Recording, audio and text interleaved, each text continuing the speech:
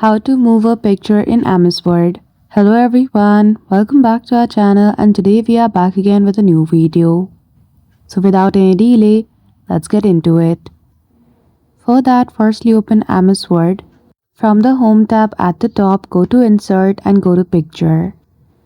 Simply browse for the picture which you want to include in your document. Click on the picture and choose the option of Insert. After that, you can also edit your picture by using crop filter.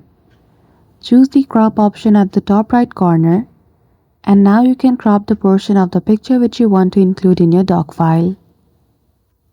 Once it has been edited, so as to move this picture around your document, what you need to do is simply click on Format option from the Home tab. After that, you can see the option of Position. Simply click on it. And now, from here you can choose different type of position that you can include the picture in your text. So as you can see, with the text, in the position of picture, it will be aligned. You can go to more layouts as well and choose the alignment of the picture in your document with the text. So that's it. That is how easily you can move picture in MS Word. So I hope you found this video helpful. If you did, don't forget to give it a thumbs up and subscribe to our channel for such tutorial. Thank you for watching till the end.